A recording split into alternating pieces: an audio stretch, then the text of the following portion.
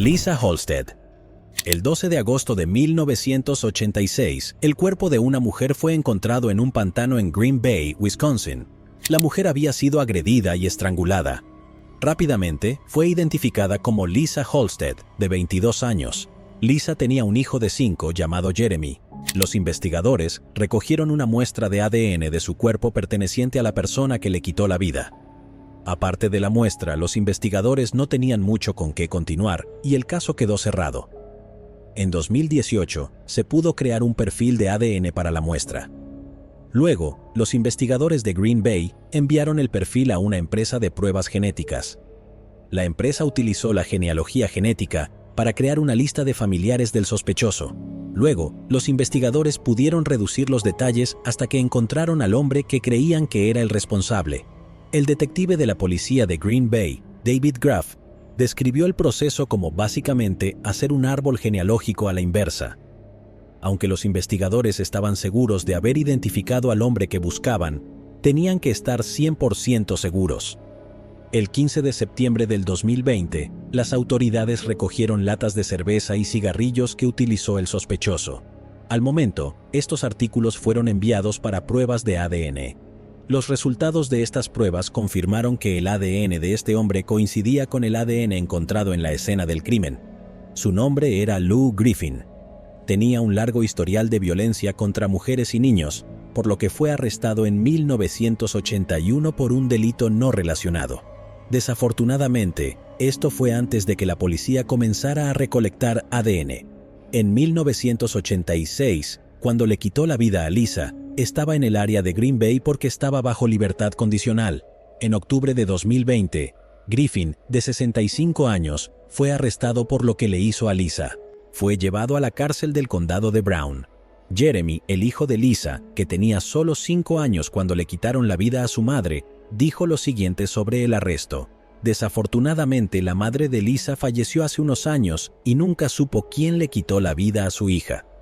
El juez fijó una fianza en efectivo de $1 millón. La audiencia judicial de Griffin estaba fijada para el 10 de diciembre de 2020.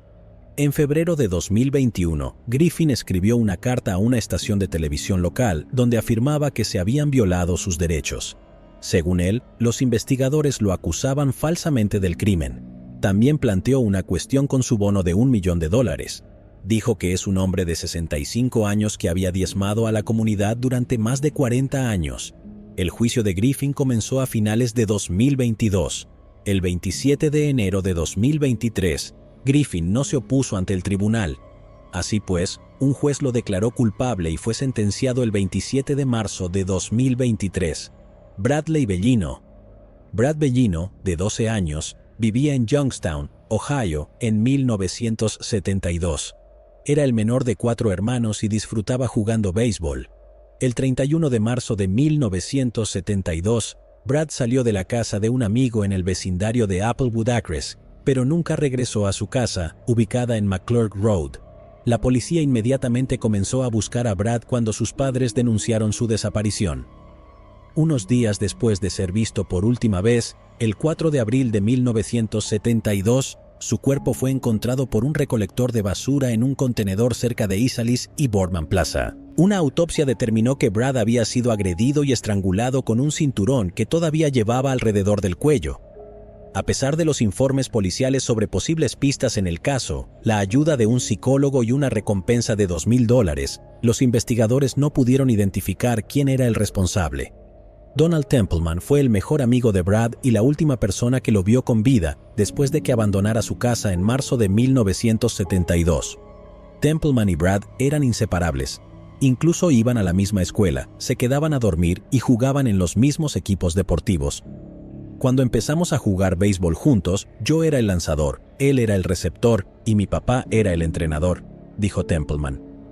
Muchos de esos días terminaron con una cena familiar en la casa de los Templeman, como también fue el caso del último día de la vida de Brad. En los días posteriores a la desaparición, un profesor confirmó los temores de Templeman durante una clase de matemáticas.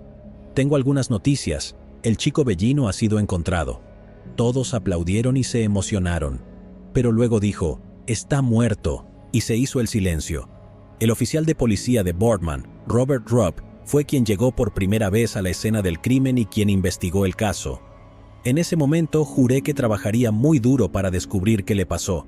Pensé en ese caso todos los días de mi vida, incluso después de jubilarme, dijo Rupp.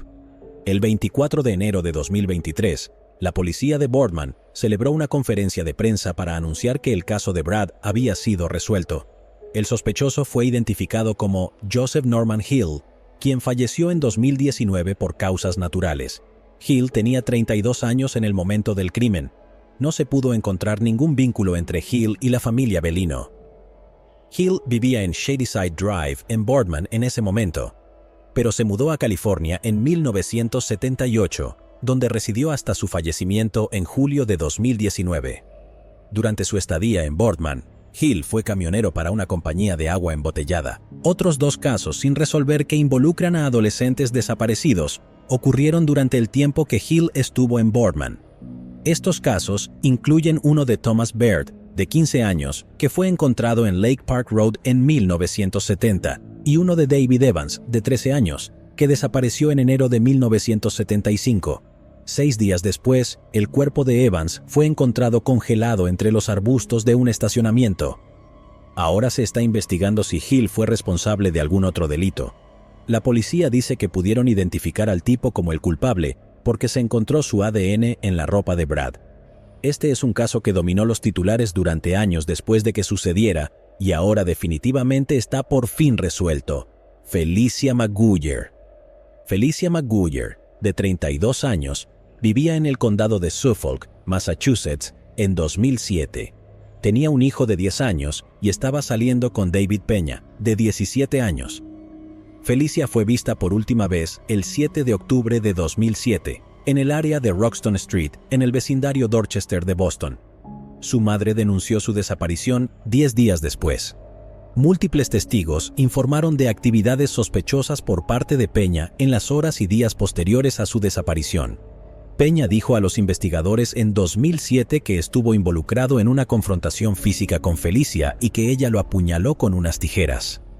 Dijo que salió de su apartamento, pero cuando regresó unos días después, Felicia y sus pertenencias ya no estaban. Peña dijo que creía que ella fue a Florida para estar con un exnovio.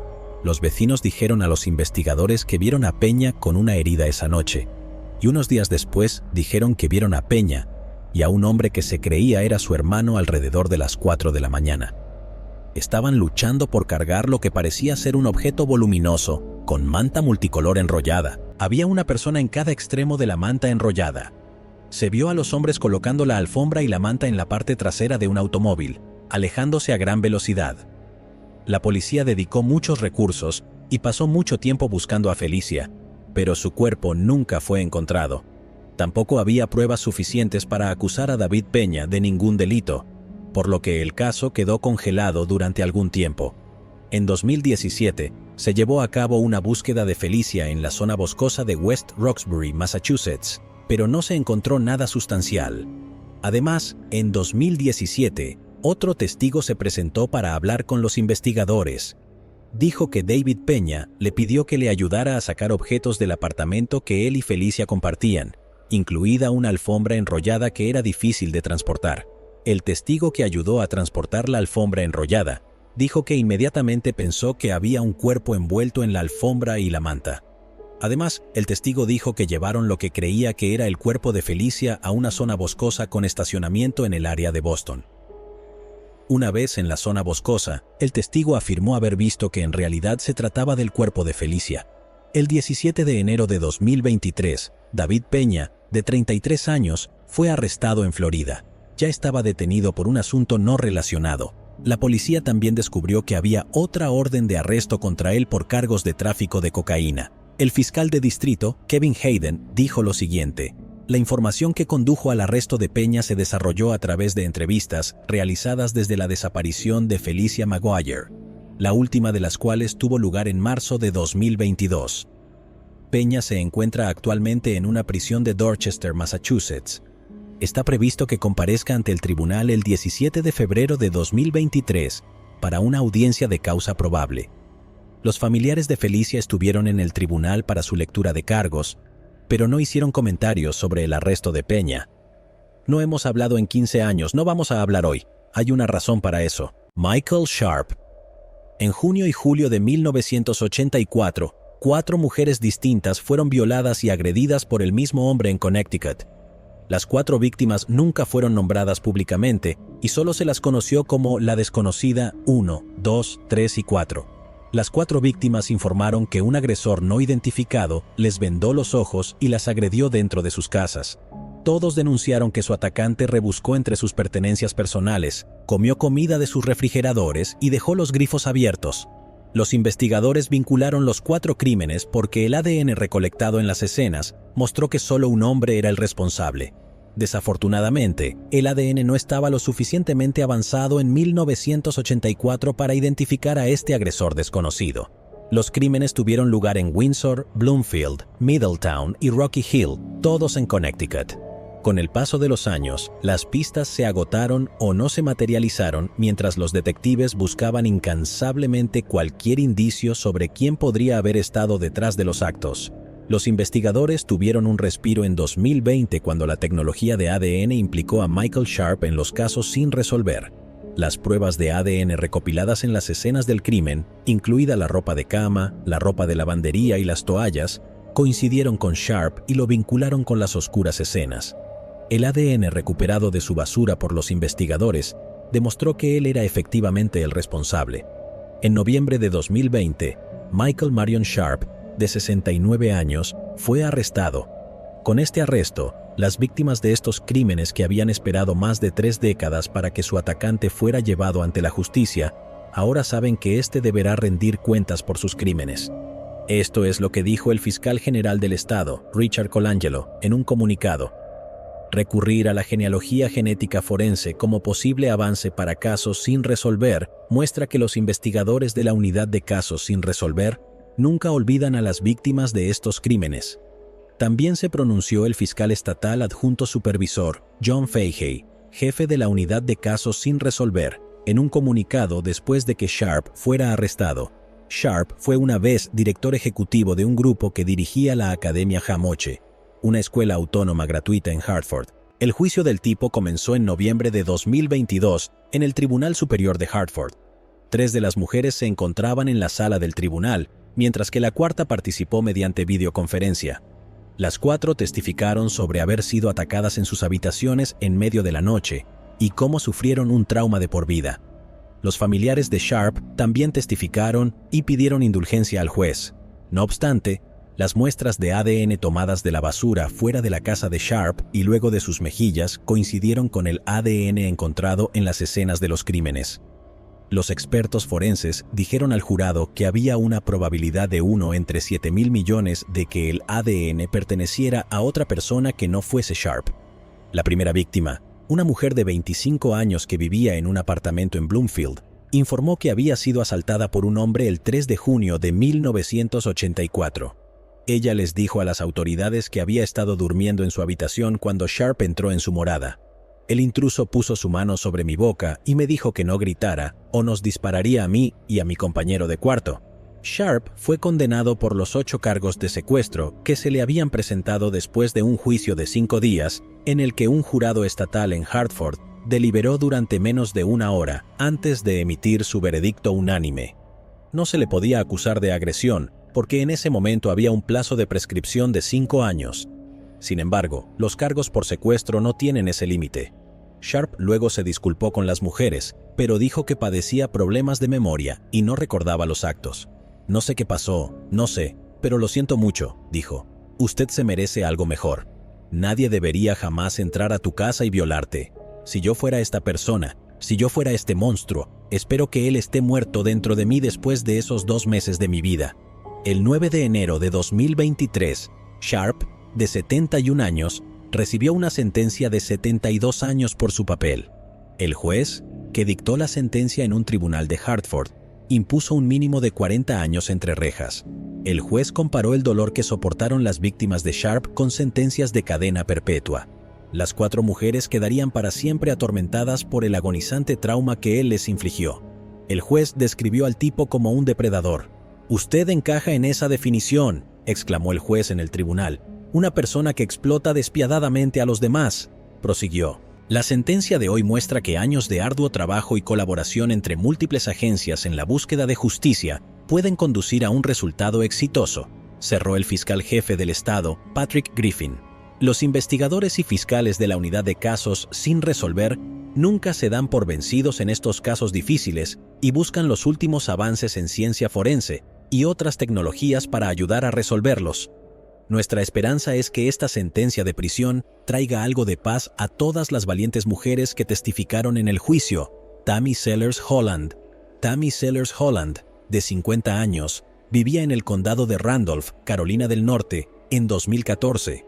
Trabajó como camarera en Elizabeth's Pizza en Liberty Drive durante más de una década. Tammy vivía sola en una casa móvil en Laughlin Hill Road. El 28 de octubre de 2014, después de notar que su auto todavía estaba en el camino de entrada cuando normalmente estaría en el trabajo, los vecinos fueron a ver cómo estaba Tammy. Sin embargo, no hubo respuesta inmediata. Cuando los vecinos regresaron a la casa, apareció un perro en la ventana, lo que hizo que las cortinas se movieran. Luego, los vecinos vieron a Tammy en el suelo y llamaron al 911 poco después de las 2 de la mañana. Los oficiales que llegaron al lugar confirmaron que Tammy ya no estaba viva. La autopsia reveló que había sido apuñalada varias veces. Los detectives entrevistaron a los vecinos y recogieron pruebas forenses de la escena del crimen. Desgraciadamente, no se presentaron pistas útiles y el caso quedó cerrado. Los compañeros de trabajo y cientos de clientes a quienes Tammy atendió a lo largo de los años dijeron que el hecho de que ella ya no estuviera allí fue una pérdida que dejó un agujero en el restaurante y un agujero en sus corazones. La comunidad organizó un monumento en su memoria. El mostrador estaba lleno de fotografías y exhibía un delantal que pertenecía a Tammy. En ese momento, el manager Gino DePorto dijo: «Sentimos que queremos mostrarle cierto respeto. Queremos asegurarnos de que todos sepan que la extrañamos». DePorto agregó: «Tammy era una gran persona, era como una familia. Ella estaba aquí todos los días, feliz, tenía buena personalidad y nunca se enojaba.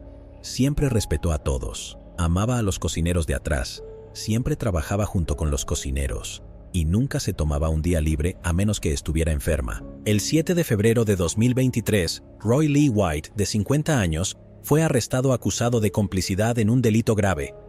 Los detectives de la oficina del sheriff del condado de Randolph determinaron que la esposa de White, Florence Elizabeth Keene, era responsable de quitarle la vida a Tammy. Keene y White vivían cerca de Tammy, pero Florence Keene falleció en 2018. White dio a los investigadores un desglose detallado de cómo Keene cometió el crimen y cómo ayudó. Desafortunadamente, no se han hecho públicos los detalles sobre el motivo y lo que llevó a los investigadores a encontrar a Keene y White. Roy White se encuentra actualmente en el centro de detención del condado de Randolph y se le impuso una fianza de $60,000. Actualmente espera su primera comparecencia ante el tribunal. Sonia Carmen Hirok Stone. Sonia Carmen Hirok Stone era una madre soltera de 30 años que vivía con su hija de 4 en el condado de Monterey, California, en 1981. Trabajó como comercializadora y representante de ventas para Levi Strauss & Company. El 15 de octubre de 1981, una amiga de Sonia, Caroline McBride, llamó a su puerta. Como Sonia no respondió, McBride entró. Fue entonces cuando encontró el cuerpo parcialmente vestido de Sonia tirado en el suelo de la sala de estar. La habían estrangulado brutalmente con unas medias. Los investigadores recogieron varias pruebas de ADN de la escena del crimen para utilizarlas más adelante. También decidieron hacer una cronología del crimen. Creían que le habían quitado la vida mientras su hija pequeña estaba en la escuela. Fue alrededor del mediodía cuando encontraron su cuerpo. Poco después de que ocurriera el crimen, un hombre dijo a los investigadores que tenía un amigo que admitió haber estado dentro de la casa de Sonia la mañana en que le quitaron la vida. El nombre del amigo es Michael Glazebrook, vecino de la joven. Un día después de ocurrir el acto, los investigadores decidieron interrogar al tipo. Vieron que tenía un rasguño en la cara y estaba sumamente nervioso. El 18 de diciembre de 1980, uno fue detenido en relación con el caso. En 1983 fue juzgado, pero el jurado no pudo ponerse de acuerdo sobre su inocencia o culpabilidad. Los fiscales desestimaron el caso tras un juicio nulo.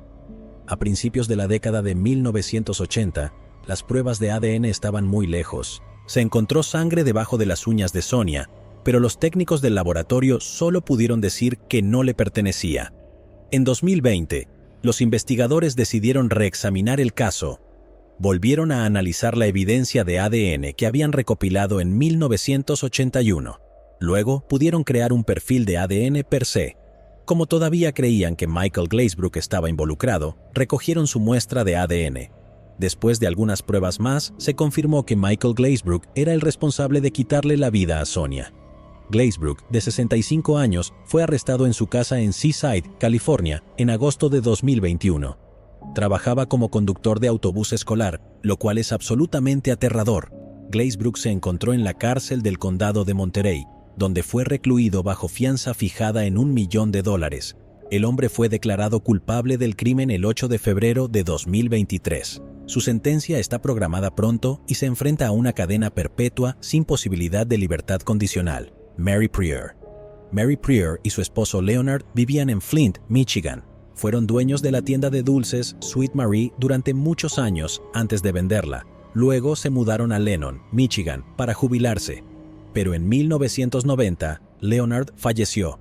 En los años transcurridos desde su fallecimiento, Mary se convirtió en una figura fija en el pequeño pueblo. Era una católica devota y asistía con frecuencia a reuniones de la iglesia.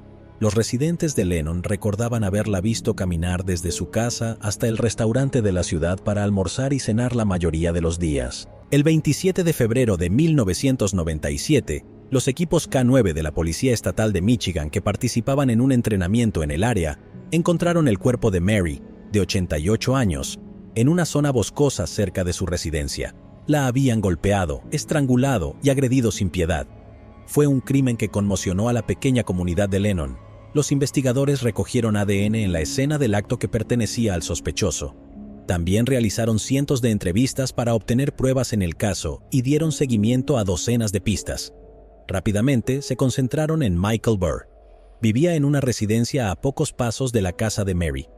En ese momento estaba en el grado 11. Los investigadores tomaron su muestra de ADN para poder almacenarla, ya que el ADN no estaba lo suficientemente avanzado en ese momento para confirmar que su ADN coincidía con lo que se encontró en la escena del crimen. Desafortunadamente, los investigadores no pudieron reunir pruebas suficientes para cumplir con el estándar de causa probable necesario para acusarlo en relación con el caso. Recientemente, el Departamento de Policía del Condado de Genesee se asoció con el Laboratorio Criminalístico de la Policía Estatal de Michigan para posteriormente ayudar a resolver el caso. En noviembre de 2021, pudieron hacer coincidir el ADN encontrado en el lugar con el de Michael Burr.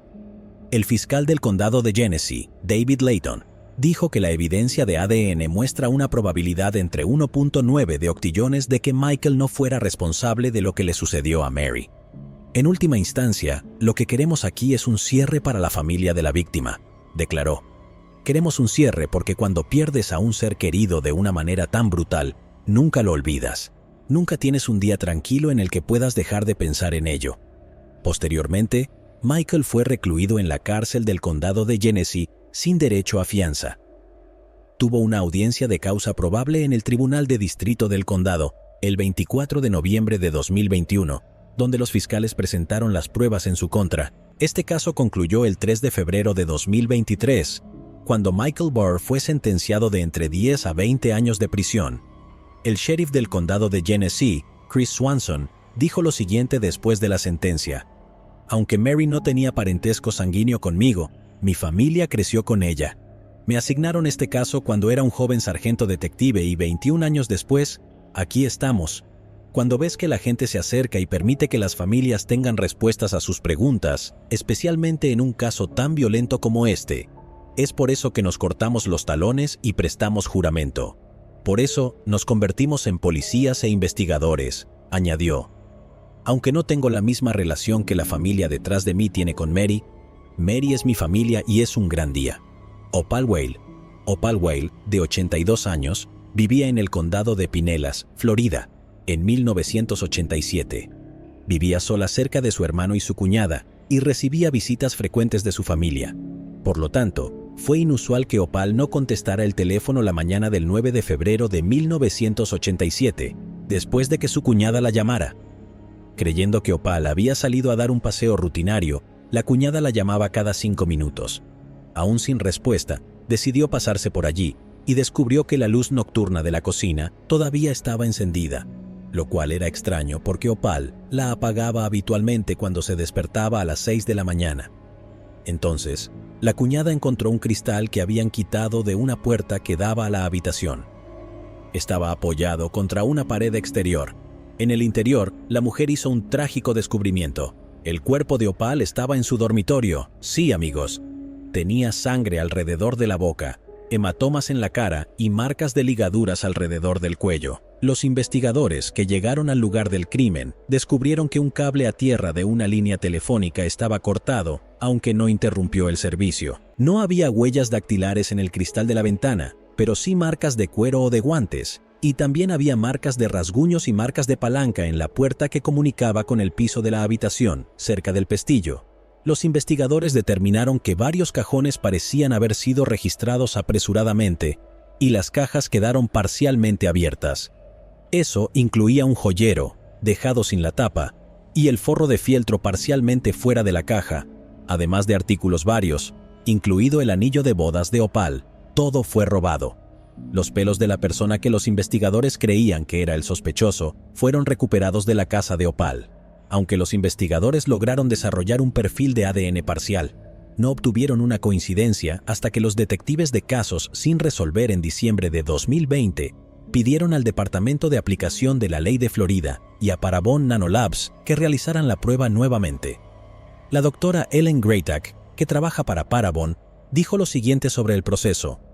Lo que podemos hacer con esos datos es colocarlos en una base de datos de genealogía genética y en lugares donde las personas eligieron colocar sus datos de ADN y optaron por incluirlos en una comparación policial. Nuestros genealogistas pueden construir árboles genealógicos y luego retroceder en el tiempo porque sabemos que en algún momento del pasado deben haber compartido ancestros, por lo que el truco está en encontrarlos. Así que reconstruyes esos árboles genealógicos y encuentras a esos antepasados y luego esperas ver quién vive ahora. Parabon logró localizar a 3 hermanos como posibles sospechosos. Los detectives descartaron 2, incluido uno que ya falleció. Eso dejó al hombre de Mississippi, Michael Lapniewski.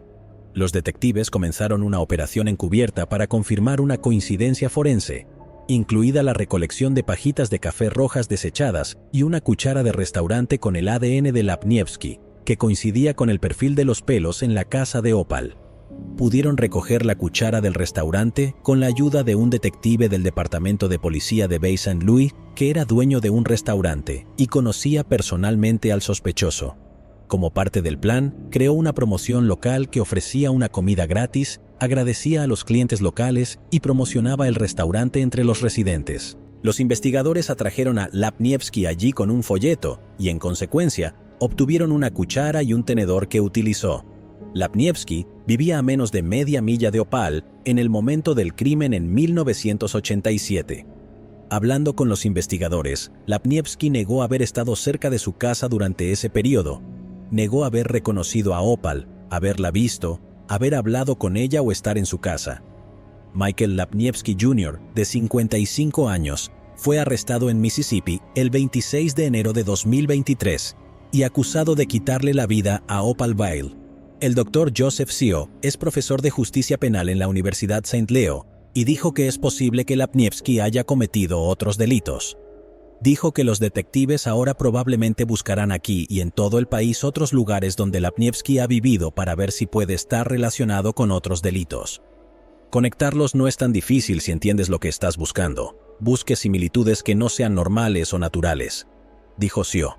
En 1987, 4 días después de que se descubriera el cuerpo de Opal Weil en su casa, le quitaron la vida a Eleanor Swift. 9 días después, María Elves, de 86 años, fue atacada, pero sobrevivió. Los detectives en ese momento pensaron que los casos estaban conectados. Ahora investigarán para ver si Lapniewski podría ser el responsable. Mildred Matheny. Mildred Matheny, de 78 años, vivía en Lake Worth, Florida, en 1985. Sufría demencia. Mildred era una enfermera jubilada. La noche del 27 de abril, un transeúnte descubrió a Mildred con heridas que ponían en peligro su vida. Estaba desnuda y ensangrentada por los golpes en la cabeza y la cara. Su ropa desechada estaba esparcida por todos lados y su dentadura postiza fue encontrada en el suelo. La llevaron al hospital, pero lamentablemente sucumbió a las heridas unos días después. Los investigadores intentaron crear una línea de tiempo. Descubrieron que Mildred fue vista por última vez en su casa donde vivía con su hermana menor Gladys Nolan en la cuadra 1300 de Crestwood Boulevard en Lake Worth Beach. Luego Mildred aparentemente se alejó, y esta no era la primera vez. A las 4:30 de la tarde fue denunciada su desaparición. Luego, a las 10 de la noche, un transeúnte la encontró tirada en el suelo en Old Indian Town Road en Júpiter, a más de 30 millas de su casa. Los testigos informaron haber visto a Mildred subirse a un sedán Oldsmobile marrón en la intersección de Dixie Highway y Lucerne Avenue. Los testigos dijeron a los investigadores que el hombre detrás del volante dijo que era vecino de Mildred y que la ayudaría a llegar a casa. No sabían qué pasó exactamente entre ese momento y el momento en que la encontraron. De manera frustrante, sin sospechosos ni pistas sólidas, el caso quedó congelado durante muchos años. Eso fue hasta hace poco. Los investigadores tomaron el ADN del sospechoso que recogieron del cuerpo de Mildred en 1985 y utilizaron la genealogía genética para identificarlo. En marzo de 2021 lo identificaron como Richard Curtis Lang, de 61 años. Vive en Boynton Beach, Florida, que está muy cerca de donde vivía Mildred. Luego fue llevado a la cárcel del condado de Palm Beach sin derecho a fianza. Negó cualquier implicación en el crimen y contrató a un abogado defensor. El abogado dijo esto en un comunicado. El señor Lang niega vehementemente las acusaciones presentadas hoy por la oficina del fiscal estatal del condado de Palm Beach y esperamos desafiar agresivamente las pruebas forenses atribuidas al señor Lang. Nada en el pasado del señor Lang indica una propensión a un comportamiento tan abominable, y dado su edad y su salud, argumentaremos que debería ser puesto en libertad bajo arresto domiciliario mientras nos preparamos para un juicio. No está claro cómo el camino de Mildred pudo haberse cruzado con el de Richard, que tenía 25 años en el momento en que ocurrió el crimen. Richard es un delincuente convicto. Su ADN fue subido a CODIS después de su arresto por posesión de armas en 2012 en el condado de Palm Beach. A pesar de que él niega cualquier implicación, los investigadores están seguros de que él es el responsable. Es un delincuente convicto. Vivía en la zona y es muy difícil explicar el hecho de que su ADN se encontró dentro del cuerpo de ella. El hijo de Mildred dijo esto después del arresto. Ha sido un largo tiempo. Estoy agradecido a la gente de casos sin resolver por encontrar a ese hijo de puta cobarde. Dijo que su madre había trabajado con pacientes psiquiátricos en un hospital de Little Rock en Arkansas. Le gustaba coser, cocinar y la compañía de su familia. El 1 de febrero de 2023, Richard Lang, de 62 años, fue declarado culpable de quitarle la vida a Mildred y agredirla. Lang, que estuvo confinado a una silla de ruedas y a veces roncaba durante las partes lentas del juicio, no dijo nada después del veredicto mientras los alguaciles lo escoltaban fuera de la sala del tribunal. Esto cerró la puerta a un juicio de 2 días y a un caso sin resolver de 38 años. Está previsto que la jueza de circuito Delia Weiss condene a Lang a prisión el 4 de abril de 2023. En una conferencia de prensa anunciando el arresto, el capitán del Departamento de Policía de Charlotte-Mecklenburg, Joel McNally, dijo que el ADN forense ayudó a encontrar al sospechoso en un caso que muchos han olvidado hace mucho tiempo. Probablemente la sociedad se haya olvidado de estas personas. Ha pasado mucho tiempo, añadió. Han pasado muchas cosas, pero la familia nunca las olvidó, y nosotros nunca las olvidamos. Ha habido una familia que ha estado esperando 39 años preguntándose qué ha pasado. Puedes imaginarte sentado durante 4 décadas sin saber qué le pasó a tu hermana, sin saber qué le pasó a tu sobrino, y tener esta resolución es realmente importante para esta familia. La hermana de Sarah, Mary Day, dijo esto. Es muy emocionante saber que después de todos estos años, podemos lograr un cierre. Estoy muy agradecida de que la policía haya encontrado a esta persona y espero que pase el resto de sus días tras las rejas. Martha Morrison y Carol Valenzuela. Martha Marie Morrison nació en 1956 en Eugene, Oregón. Creció en hogares de acogida. Martha asistió a la escuela secundaria Roosevelt en Portland y a la escuela agrícola Corvallis. Posteriormente, viajó a Arizona para participar en el programa Job Corp. Martha tenía antecedentes de consumo de drogas y de fuga de los hogares de sus familias biológicas y de acogida.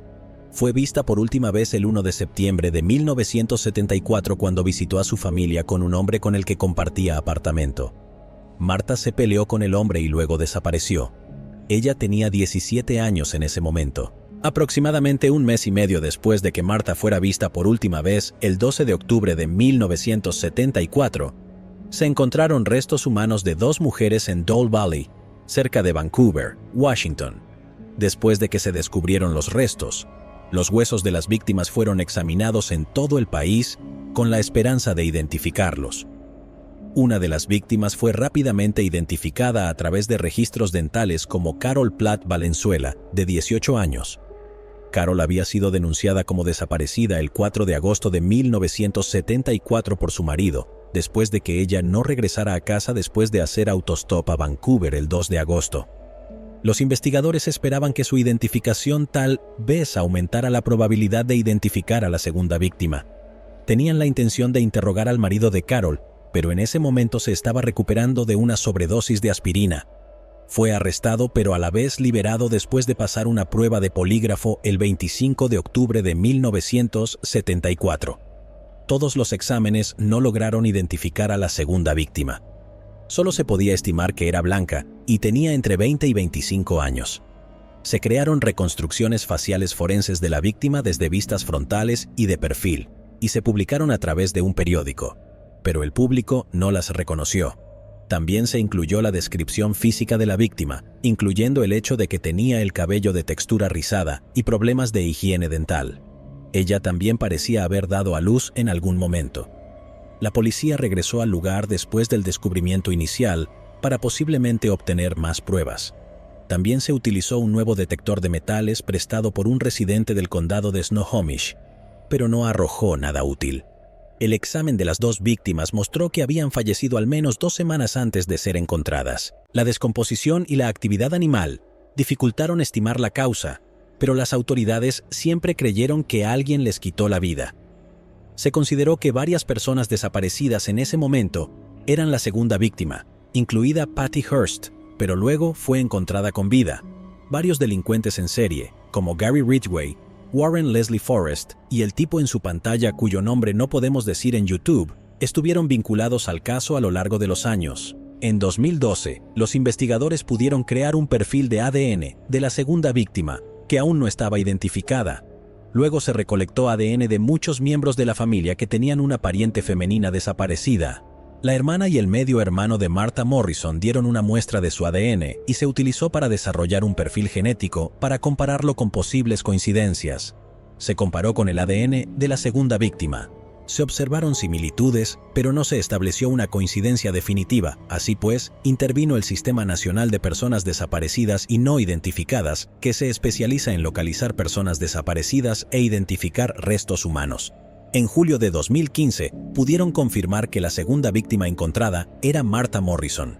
Luego, los investigadores se centraron nuevamente en encontrar al responsable de quitarle la vida a Martha y Carol. Investigaron a Warren Leslie Forrest. Actualmente está encarcelado por quitarle la vida a Krista K. Blake en julio de 1974. Forrest fue arrestado el 2 de octubre de 1974, solo 10 días antes de que se encontraran los cuerpos de Martha y Carol. Los agentes del orden realizaron pruebas de ADN en una mancha de sangre encontrada en una pistola de aire comprimido propiedad de Forrest, que anteriormente se creía que pertenecía a una mujer diferente, una de las otras 6 que atacó durante sus años en libertad. Los resultados de las pruebas de ADN confirmaron en 2019 que era sangre de Martha la que estaba en el arma de Forrest. También es sospechoso de la desaparición de Diane Gilchrist en 1974 y de la desaparición de Jamie Grissom en 1971. El juicio de Warren Forrest, de 73 años, comenzó en 2023. Fue declarado culpable de todos los cargos en su contra el 1 de febrero, después de que los jurados deliberaran durante solo 90 minutos. Será sentenciado el 17 de febrero de 2023. Los investigadores todavía están trabajando en otros casos para confirmar si Forrest también fue responsable de ellos o no. Leslie Perloff y Janet Taylor. Leslie Marie Perloff, de 21 años, vivía en Los Altos Hills, California. Era estudiante de la Universidad de Stanford y aspirante a estudiante de Derecho. Vivía con su madre viuda y trabajaba como empleada en la Biblioteca de Derecho del Norte del condado. Leslie fue vista por última vez en su trabajo el 13 de febrero de 1973. Cuando no llegó a casa, su madre Florence llamó a la policía. Leslie siempre llamaba si llegaba tarde, por lo que Florence supo de inmediato que algo andaba mal.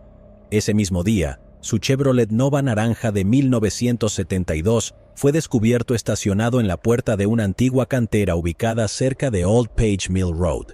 Unos días después de que fue vista por última vez, su cuerpo fue encontrado debajo de un roble al oeste de donde se encontró su automóvil. La habían estrangulado. Los investigadores pudieron recuperar el ADN de la escena del crimen que dejó la persona que le quitó la vida. Se presentaron testigos que afirmaron haber visto a un hombre rubio cerca del auto de Leslie antes de que desapareciera. Después de una extensa investigación, los detectives no estaban más cerca de resolver el caso y se enfrió. Luego, en julio de 2018, los investigadores conocieron nuevos avances en el ADN que podrían ayudarlos a resolver el caso. Enviaron el ADN del hombre desconocido recolectado en la escena del crimen a Parabon Nanolabs. Luego se creó un perfil de ADN y, utilizando genealogía genética, pudieron identificar a John Getreau, de 74 años, como la persona que le quitó la vida a Leslie. Anteriormente había cumplido condena en Alemania por agredir y estrangular a Margaret Williams, de 15 años, en 1964. Getreau cumplió casi 6 años de una sentencia de 10 años por agresión con consecuencias fatales. Fue liberado después de que funcionarios idiotas determinaran que probablemente llevaría una vida recta. Los investigadores pudieron confirmar que Getreau también le quitó la vida a Janet Ann Taylor utilizando ADN en 2018. El caso de Janet es muy similar al de Leslie. El 24 de marzo de 1974, visitó a sus amigos en la Universidad de Stanford. Esa noche, Janet, de 21 años, fue vista caminando por el Boulevard Junípero Serra. A la mañana siguiente, un repartidor encontró su cuerpo. Su cuerpo había sido arrojado en una zona boscosa cerca de un puente justo al lado de Sand Hill Road. Janet asistió al Canada College y era la hija menor de la leyenda del fútbol y ex-entrenador de Stanford, Chuck Taylor. Los investigadores siempre creyeron que lo que les pasó a Leslie y Janet estaba relacionado, pero no lo demostraron hasta 2018. Se suponía que el juicio de John Getreau tendría lugar en 2020, pero enfermó y se retrasó. Se cree que es responsable de más delitos y todavía está siendo investigado por la policía. Diane, la hermana de Leslie Perloff, dijo esto después de enterarse del arresto. He estado esperando esta llamada durante 45 años y ahora que llegó, estoy un poco atónita. No pasa un día sin que piense en Leslie de alguna manera. Ella era mi hermana mayor, siempre cuidando de mí. Ella estuvo y permanece siempre conmigo. En septiembre de 2021, comenzó el juicio de John Getreau por el caso Janet Taylor. Fue declarado culpable de quitarle la vida el 14 de septiembre. Fue declarado culpable basándose en pruebas de ADN extraídas de una taza de café desechable que usó y luego tiró a la basura en 2018. Esa muestra se comparó con el ADN extraído del interior y exterior de los pantalones de Janet Taylor. El 10 de enero de 2023, John Getreau se declaró formalmente culpable y admitió que también le quitó la vida a Leslie Marie Perloff. Actualmente, está previsto que Getreau se presente a su audiencia de sentencia el 26 de abril de 2023. La justicia para Leslie Perloff y sus seres queridos tomó mucho tiempo, pero llegó. El fiscal de distrito Jeff Rosen dijo en un comunicado después de la audiencia de declaración de culpabilidad que pasará el resto de su vida en prisión. Sharon Ann Schutz. El 5 de junio del año 2000, Sharon Ann Schutz, de 54 años, estaba trabajando en la tintorería John Butler, ubicada en 1710 Isley Bridge Road en Greenville, Carolina del Sur. Un hombre desconocido entró en la tintorería y mató a tiros a Sharon en lo que luego se determinó que era un robo. Tras la investigación inicial, el caso quedó congelado al no realizarse arrestos. Sin embargo, los investigadores pudieron recolectar ADN de la escena del crimen que creen que pertenecía al sospechoso. En 2022, la unidad de casos sin resolver de la oficina del sheriff comenzó a volver a entrevistar a antiguos testigos e identificar nuevos. Además, los investigadores examinaron posibles pruebas forenses relacionadas con el caso. El 6 de enero de 2023, los investigadores cerraron el caso después de determinar quién creían que era el sospechoso, Roger Keith Hudgens, de 44 años. Las autoridades dicen que a través de entrevistas, los investigadores descubrieron que Hudgens era un hombre local que hacía varios trabajos en la tintorería, incluido ocasionalmente el de sacar la basura. Al hablar con testigos, los investigadores se enteraron de las intenciones de Hudgens de robar el negocio ese día y junto con la evidencia forense pudieron vincularlo con el crimen. Hudgens falleció en 2008 por complicaciones médicas, lo que significa que no habrá justicia. El sheriff del condado de Greenville, Hobart Lewis, dijo esto en un comunicado de prensa. Si bien ninguna investigación traerá de regreso a sus seres queridos, espero que la señora Sher y la familia de Anschutz puedan encontrar la paz al saber que el culpable fue identificado y ya no está en condiciones de dañar a otros. Como sheriff de este condado, mi intención inquebrantable es no descansar hasta que cada uno de nuestros casos sin resolver se resuelva y se haga justicia. Estoy muy orgulloso del trabajo y la dedicación persistente que realizó nuestro equipo de investigadores. Mi mensaje a la comunidad de familias de víctimas caídas es que nunca nos rendiremos. Guadalupe Vela. No se conocen muchos detalles sobre este próximo caso, pero el 10 de enero de 2023, los detectives de la oficina del sheriff del condado de Manatee, en Florida, arrestaron a Pedro García, de 40 años, y lo acusaron de quitarle la vida a Guadalupe Vela, de 37 años, en julio de 2006. Los detectives emitieron un comunicado de prensa sobre el arresto que decía que Guadalupe y García eran miembros de pandillas rivales. Estaban en un bar de Santa Fe cuando comenzaron a discutir. Los dos hombres llevaron la discusión afuera antes de irse en diferentes direcciones. Guadalupe fue a la casa de un familiar en Bradenton, Florida. Mientras estaba allí, vio a García una vez más y los dos comenzaron a discutir. La policía dijo que fue entonces cuando García le disparó 2 veces a Guadalupe en la espalda, justo cuando intentaba irse. Los detectives encontraron el cuerpo de Guadalupe en el patio trasero de la casa, junto con los casquillos de bala y un testigo que no quiso cooperar. Los agentes detuvieron a García por una infracción de tránsito casi 3 meses después y encontraron una pistola de 9 milímetros en su vehículo. García fue arrestado por posesión de un arma de fuego como delincuente. El Departamento de Aplicación de la Ley de Florida realizó pruebas en el arma que fue vinculado con la escena del crimen. Pero las balas que le dispararon a Guadalupe provinieron de un arma diferente que encontraron los detectives. Los detectives continuaron investigando el tiroteo fatal y hablaron con diferentes testigos que dijeron que García habló de quitarle la vida a Guadalupe. En 2015, García admitió a otro recluso en la cárcel del condado de Manatee e incluso brindó detalles sobre lo que sucedió esa noche, según los detectives. Pero a los detectives no se les informó sobre la conversación hasta 2022. El 9 de enero de 2023, los detectives obtuvieron una orden de arresto para García, quien fue localizado en una casa en la 30th Avenue West y puesto bajo custodia. Estaba en libertad bajo fianza por un caso no relacionado. Los detectives dijeron que era posible que García estuviera relacionado con otros crímenes violentos sin resolver que datan de mediados de la década de los 2000. Y piden a cualquier persona con información que llame a la oficina del sheriff del condado de Manatee al 941-747-311 o a Manatee Crime Stoppers al 866-634-8477. Mary Davis. Mary Mathis Davis, de 29 años, fue vista por última vez en Lanier's Hardware en Lexington, Carolina del Norte, donde trabajaba el 30 de mayo de 1987. Trabajó durante un breve periodo, antes de no regresar después de la hora del almuerzo.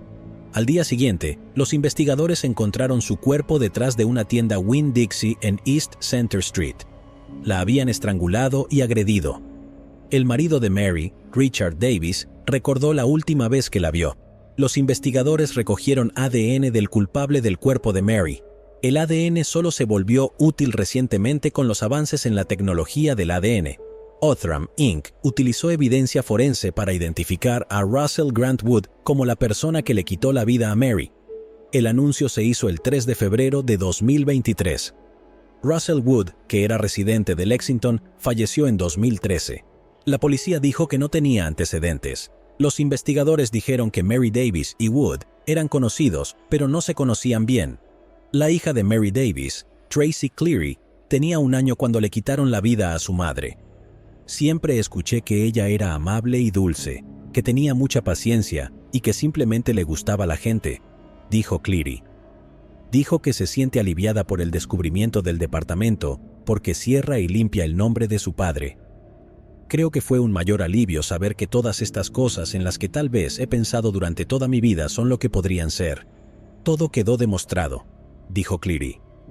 La policía dijo que no saben cuál habría sido el motivo de Wood, pero si todavía estuviera vivo, definitivamente sería acusado de quitarle la vida a Mary, secuestrarla y agredirla. Patrenia Trina Butler Turner. El 17 de enero de 2013, los familiares de Trina Butler Turner denunciaron su desaparición en East St. Louis, Illinois, después de que la vieron por última vez subiéndose a una camioneta roja. Trina, de 40 años, era madre de 3 hijos y anteriormente había trabajado como ama de llaves. Durante muchos años, la familia y los amigos de Trina se preguntaron qué le había pasado a su ser querido. Luego, el 5 de diciembre de 2022, se descubrieron restos de esqueletos en una zona boscosa a lo largo de la Ruta 111 en Pontoon Beach, Illinois. Se extrajeron muestras de ADN y se enviaron para su análisis. 2 días después, el ADN confirmó que los restos pertenecían a Trina Butler Turner. También se determinó que había sido estrangulada y golpeada. Luego, el 2 de febrero de 2023, se anunciaron cargos contra Roger Sutton Jr., de 55 años, y su sobrino, Nathan Bayer, de 32 años. Ambos hombres fueron acusados de ocultar un cadáver. Sutton Jr. también fue acusado de quitarle la vida a Trina. Aún no se conoce la relación entre Trina y los hombres. Los investigadores tampoco han hecho público qué los llevó hasta Sutton Jr. y Bayer. El fiscal estatal del condado de Madison, Thomas Hine, dijo: Trina era una hija amada y una madre. Fue vista por última vez hace 10 años cuando su familia denunció su desaparición, dijo Hine. Pero hoy podemos decir que gracias al extraordinario trabajo policial hemos encontrado el cuerpo de Trina y creemos que le quitaron la vida y creemos que encontramos a los responsables. La investigación sigue en curso. Cualquier persona que tenga información debe comunicarse con el Departamento de Policía de Pontoon Beach al 618-931-5100. Julie Jensen. Julie Carol Jensen, de 40 años, vivía en Pleasant Prairie, Wisconsin, en 1998. Vivía con su marido, Mark Jensen, y sus 2 hijos. Mark y Julie se conocieron en 1981, mientras ella trabajaba en unos grandes almacenes Sears en Oshkosh, Wisconsin. Ambos eran estudiantes de la Universidad de Wisconsin-Parkside en Kenosha. La pareja se mudó al vecindario Carroll Beach de Pleasant Prairie, Wisconsin, y tuvo 2 hijos, David y Douglas. En 1998, Julie trabajaba a tiempo parcial para la Autoridad Portuaria de Chicago, mientras que Mark trabajaba como gerente de sucursal en Racine, Wisconsin, de una firma financiera con sede en St. Louis. El 3 de diciembre de 1998, Mark se puso en contacto con la policía y afirmó que Julie falleció mientras dormía. Los investigadores descubrieron rastros de etilenglicol en su sistema. El etilenglicol es un veneno difícil de detectar que se encuentra en el anticongelante. Luego, la policía encontró una carta que Julie escribió antes de encontrar su fin. Esto es lo que estaba escrito en la carta. Tomé esta fotografía y estoy escribiendo esto el sábado 21 de noviembre de 1998 a las 7 de la mañana.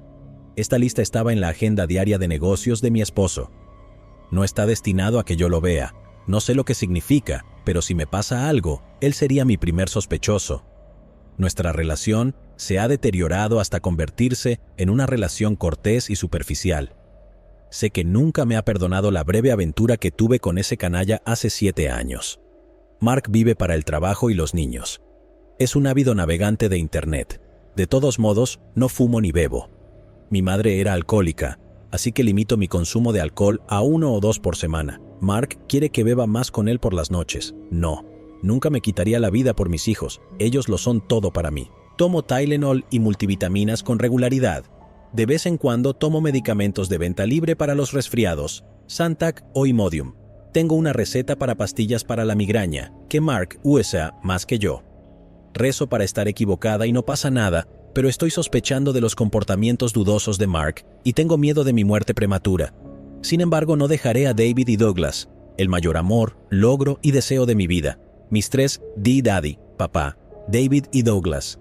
La familia y los seres queridos de Julie recuerdan su naturaleza amable, despreocupada y tranquila. Fue descrita como cálida, cariñosa y sincera, algo tranquila, pero que disfrutaba estar con la gente. La década siguiente, los investigadores intentaron construir un caso concreto contra Mark Jensen. Luego siguió un largo juicio. En 2008, el fiscal especial Robert Jamboa sostuvo que Mark Jensen envenenó a su esposa con etilenglicol y luego la asfixió mientras apenas respiraba en su lecho conyugal el 3 de diciembre de 1998. El abogado defensor Craig Albee argumentó que Julie Jensen era una mujer deprimida que se quitó la vida e incriminó a su marido. Además, Julie había visitado a un terapeuta al menos 3 veces por depresión. Se presentaron pruebas que mostraban que Mark Jensen había hablado de envenenar a su esposa con compañeros de trabajo y un asociado de la cárcel. Al revisar la computadora de su casa, se encontró evidencia de que buscó en Internet información relacionada con el veneno. La carta que escribió Julie fue el factor crítico en el juicio que finalizó el 22 de febrero de 2008. El jurado declaró culpable a Mark Jensen, de 48 años, después de más de 30 horas de deliberaciones. Fue condenado a cadena perpetua sin posibilidad de libertad condicional. El 9 de diciembre de 2013, un juez federal anuló la condena de Jensen y ordenó su liberación de prisión en un plazo de 90 días. El tribunal estuvo de acuerdo con el argumento de Jensen de que el uso por parte del Estado de las palabras de su difunta esposa violó sus derechos constitucionales de confrontar a los testigos que testificaran en su contra. Mark Jensen, de 63 años, fue juzgado por segunda vez a partir del 9 de enero de 2023. Fue declarado culpable el 1 de febrero de 2023. Mark Jensen, que ahora se enfrenta a cadena perpetua, será sentenciado el 14 de abril de 2023. Permaneció inexpresivo cuando se leyó el veredicto.